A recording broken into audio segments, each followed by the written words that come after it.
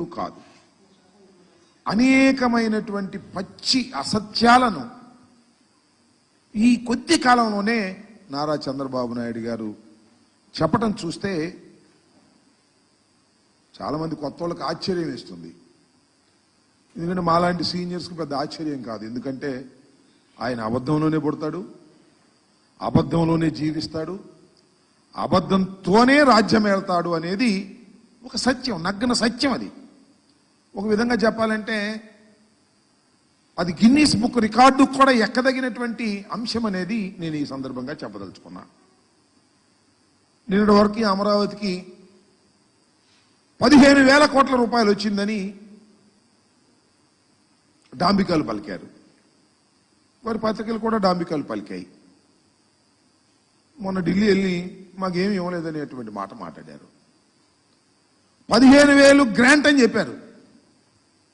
మళ్ళా చూస్తేనేమో వివిధ సంస్థల ద్వారా అప్పు ఇప్పించడానికి కేంద్రం తన బడ్జెట్లో చెప్పింది. ఈయన అడిగింది కూడా అప్పే.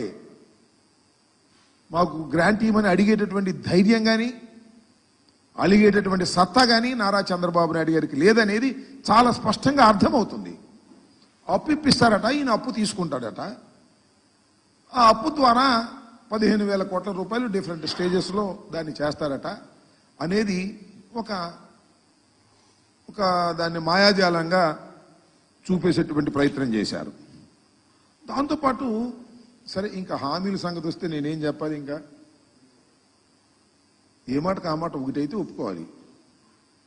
అన్నీ మనం కాదనలేం. కానీ చంద్రబాబు నాయుడు గారు 4,000 ఇస్తానన్నాడు, అది మాత్రం ఇచ్చాడు 1 నెల.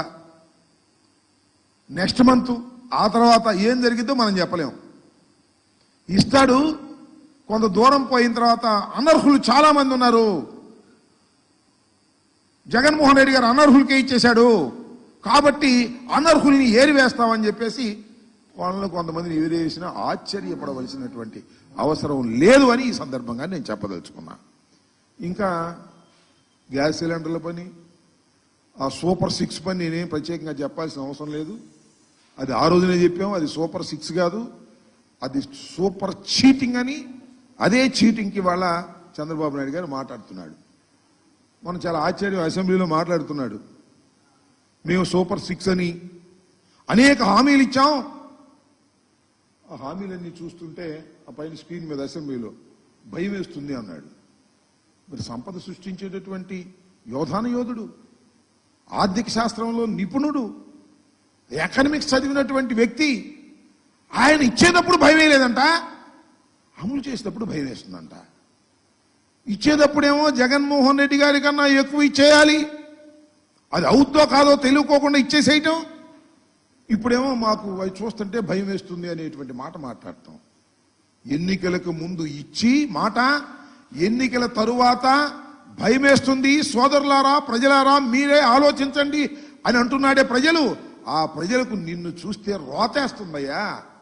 హామీ ఇస్తావు, హామీ నిలబెట్టుకోలేని నీ ముఖాన్ని చూసినప్పుడు ఆంధ్ర రాష్ట్ర ప్రజానీకానికి రోత వేసేటటువంటి పరిస్థితి, పశ్చాత్తాపం ప్రారంభమైంది. అయ్యయ్యో ఎందుకు వేసాంరా, చంద్రబాబు నాయుడు గారి మాటలు విని ఎందుకు ఇన్ని అబద్ధాలు నమ్మి మనం ఎందుకు ఓటేశామనేటువంటి పశ్చాత్తాపం రాష్ట్ర ప్రజల్లో 2 మాసాలు నిండక ముందే ప్రారంభమైంది.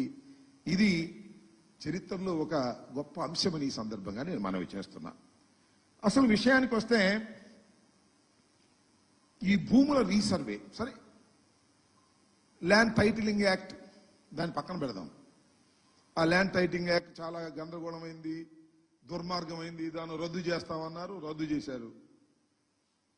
భూముల రీసర్వే, ఈ రీసర్వేలు కూడా భయంకరమైనవి, అన్యాయమైనవి.